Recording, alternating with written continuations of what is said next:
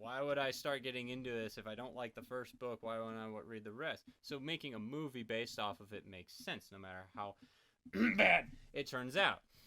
But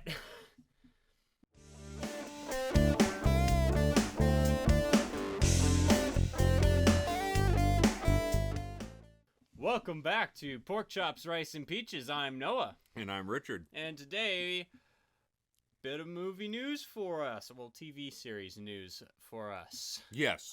New announcement. This had been long rumored, but a new Harry Potter TV series is coming to HBO. And supposedly, it'll be a season a book. Each book will get its own season of the television series. And people have opinions. And so do we, I'm sure. Well, I mean, obviously there's been a lot of controversy surrounding the Harry Potter franchise, and specifically J.K. Rowling in the past few years. I'm not here to really talk about any of that and give any opinions on that aspect of it. It might be somewhat unavoidable at a certain point. I think it's important to be able to separate the art from the artist. What other key phrases do I need to get out of the way here at the beginning? well, let's deal with the elephant in the room. Let's just get it out of the way. Okay. Okay. We're not going to debate it. We're not going to talk about the merits of it. J.K. Rowling has an opinion on the issue of transgenderism that is at odds with apparently all of the major players who were actors in her movies. Yeah. And so now Emma Watson and Daniel Radcliffe and Rupert Grint don't want to move forward in any working relationship with her at all because they disagree with her position. Yep. And a lot of fans online as well. There was a huge boycott over the brand new video game that came out that she had nothing to do with aside from the IP thing. And, you know, everybody gets to do their thing. And every, you know, I honestly think across the boards, all sides of the issues, you've heard me say this before, shut up and sing. I don't want to know people's political opinions on anything in the entertainment industry. I really don't. It ruins the immersion. It does. Said this several times. And I just want to be able to. It's escapism, right? All of it is escapism, and I don't want to be reminded about the real world. You know, if there are certain movies that I don't go see because the topics are, you know, real world issues. Yeah, and. So I pick and choose where I spend my entertainment dollars. Yep. And I go see movies less often. I mean, if I'm in the theater once or twice a year, that's a lot. And so when I go, I don't want to be reminded of stuff. That's why you hear me complain about fourth wall breaks all the time. You know, and so the actors involved, they get to have their free speech rights. They get to say what they want. They get to stake their positions, and that's fine. There's a bigger question that I have, and that is, do the Harry Potter stories need to be retold? Yeah, I think that's the subject of debate around this new TV series. Do we need a new telling? Because people are saying, oh, well, the movies didn't come out that long ago. Fun fact, I believe The Sorcerer's Stone, when did that come out? 20 plus years ago? It's been a while since these movies have been airing. I remember Deathly Hallows Part 2 was airing at the same time as the first Captain America. That's a while ago. We did our comparison. You know, we talked about the Thomas Crown Affair. Yeah. And when we reviewed the Thomas Crown Affair, of one of those movies that when it comes on, just drop everything that you're doing and watch it because it's worth rewatching. It's a good movie. I went back and I watched the 1960s Thomas Crown Affair, the Steve McQueen movie. Yeah. And it had a different ending. And it had a slightly different characterization. Although some of the scenes in the new movie, the Pierce Brosnan version, were identical. Script, you know, word for word, the original movie. ultimately, it had a great twist. It had a great ending. It was updated. It was fresh. It was wonderful. I don't know that you're going to be able to do that with Harry Potter. I'm not sure. And I don't even know if you should.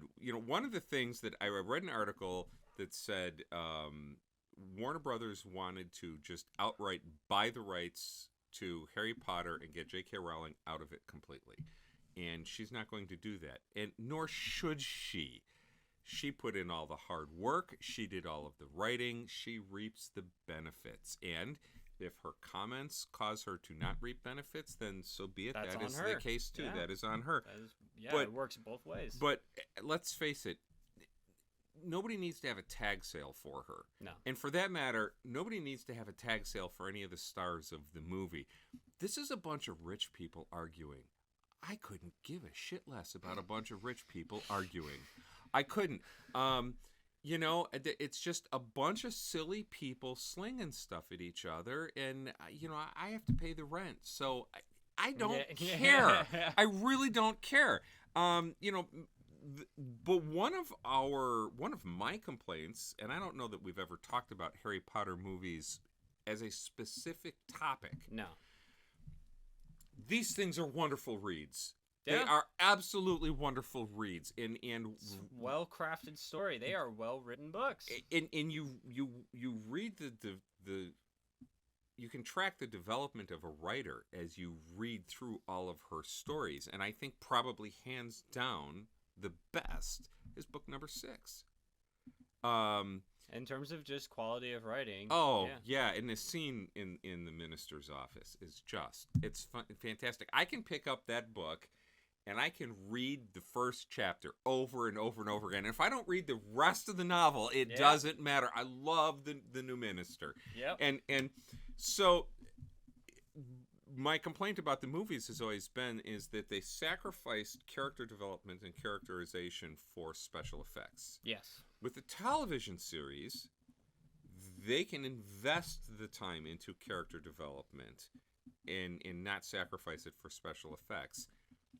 But at this point, do we really need it? Do we need it? If you want the character development, read the book. The books, the success of the books speak for themselves. Like, obviously, Yep. it's like these remakes of like anything Dr. Seuss. You don't need a movie. You don't need a third, fourth, Grinch movie. All right, the books still sell millions because they're not hard to get into. All right, there's no need for something. This almost ties into Dune. All right, we keep coming back around to it, but like that book series, there's a lot to it. I don't know if you've actually looked at how many books are in that series. There's a lot. No. There's a lot. It's almost like Wizard of Oz levels of how many installments are in this entire series. Okay. And I can imagine looking at that at Barnes & Nobles, you're going to be like, why would I start getting into this if I don't like the first book? Why wouldn't I read the rest? So making a movie based off of it makes sense, no matter how bad it turns out. But that would make sense to get people invested. This feels like a cash grab to try to cash in on a book series that still sells well and that people still read. Like, I went to Wizarding World of Harry Potter at Universal Studios. Wasn't really impressed, but it was packed. It was packed. I mean, house robes were flying off the shelves in all the stores in that park, and people were buying wands out the butt. These, this franchise has popularity. So when I see this headline of it getting an HBO TV series, I think cash grab. I think cash grab. I feel like they're trying to cash in on it. Fantastic Beasts and Where to Find Them was an absolutely delightful movie. It had innocence. It had magic. It had a fun, simple storyline. It felt like the first Harry Potter. It did. And then that series went down a dark and winding road. Are we past the 3-minute mark? And Yeah, we are. well, Wizard Nazis. What? you know, Wizard Nazis. I just I didn't. I was just really disappointed. I don't know where I would have sent that story series, and I don't even know if you needed to go through Fantastic Beasts and where to find them books. 2, 3, 4, 5, 6, 7, 8. Just have that one movie. Make it a standalone movie. Could have been. It was wonderful. The storyline they wanted to tell. And that was just Hollywood being Hollywood. They made a movie, it did well, and they were like, yeah, now we can tell the actual story that we wanna do because blah blah blah that Rowling wants to tell, and it's about Albus Dumbledore. It's not about Fantastic Beasts, the dude from Fantastic Beasts. I can't remember his name. Well, Eddie Raymond Newt is the Scamander. Newt Scamander. I don't get. It's like the story in the second and third movie isn't about Newt. It's about Albus Dumbledore. Yeah. And his relationship with Grindelwald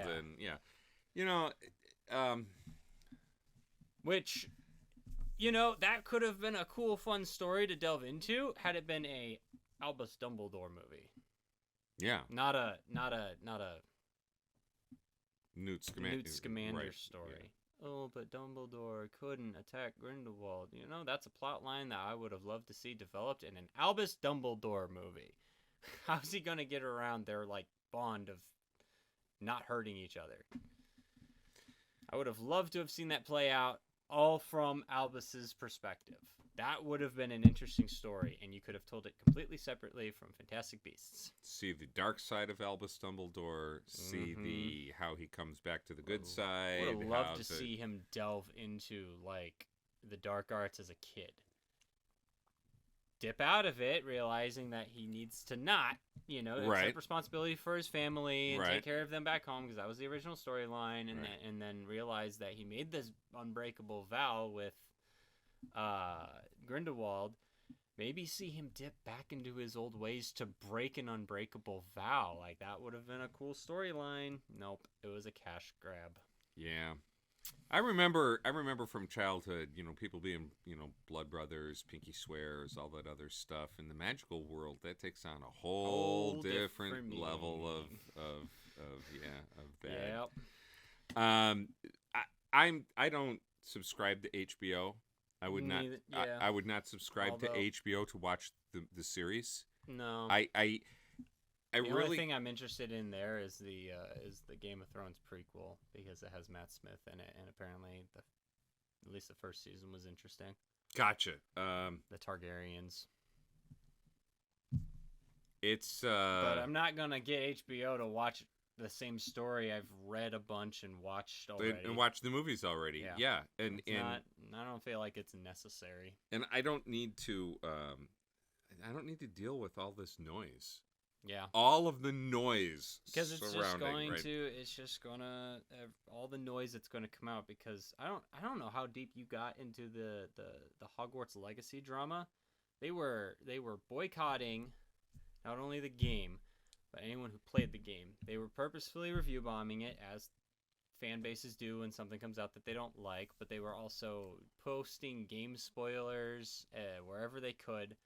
And they actually made a tracking website to track who was streaming the game, so that you could either go blast stuff in their stream, try to get the stream taken down, or just unfollow any of your favorite streamers who were streaming Hogwarts Legacy. It was vicious. And the one fear that I have, I'll be real honest, having seen that level of just hatred, whether it's justified or not, whatever, argue it on Twitter. What I'm scared of is Harry Potter is an 11-year-old boy. There's going to be an 11-year-old actor who is going to get the role of a lifetime, a huge break for his career. And we already know the BS that child actors go through. He's going to get this big break. I mean, look what it did for Daniel Radcliffe. And he is going to get flamed for not... I think... And it's going to be an 11-year-old kid. I think... All the kids are going to be... Parents... I don't think there's a parent in their right mind who should send their kid up for the role just because... I would never put my children under that spotlight. I don't even want to be under that type of a spotlight. That is ridiculous. That is crazy. Just is. Oh, sorry. I was thinking about how I was going to edit it in a no subscribe button.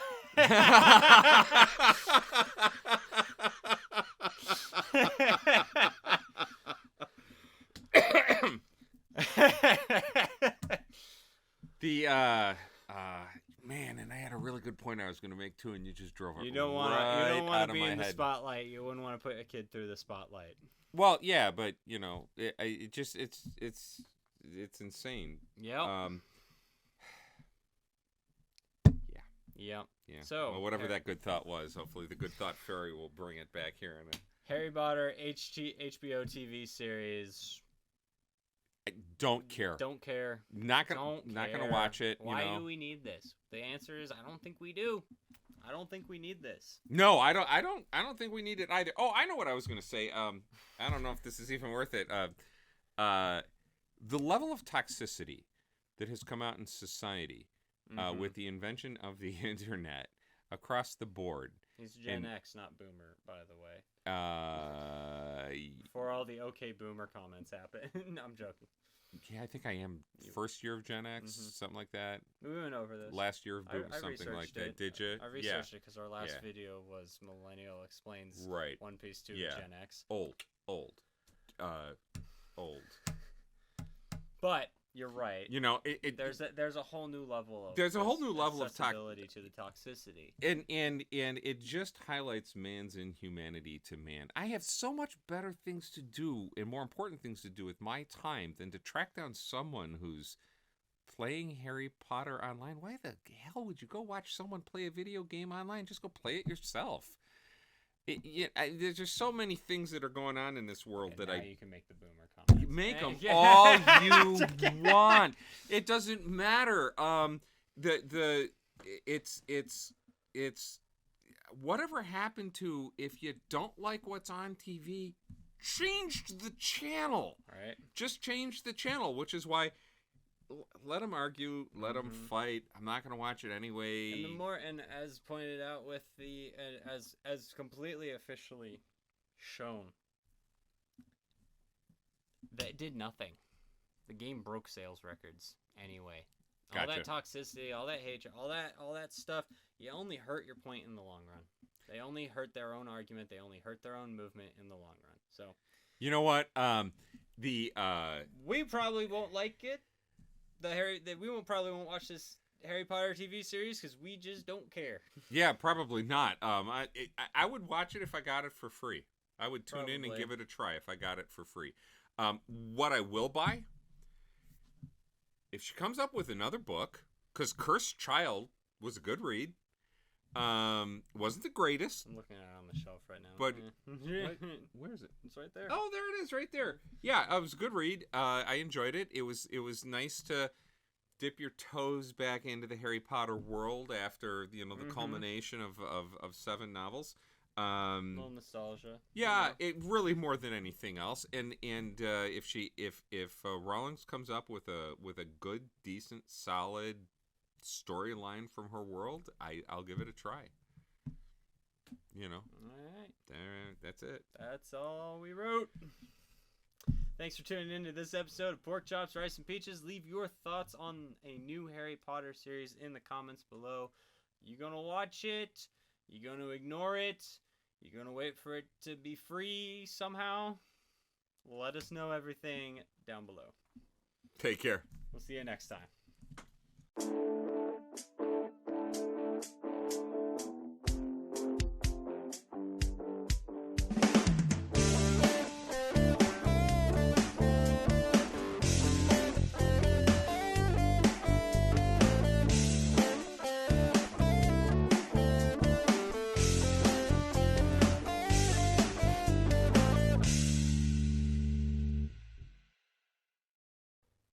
promise you that unlike the first time I had this cup on set, this is not filled with beer. If my face gets red, it won't be from alcohol. You might need it for this week's episode.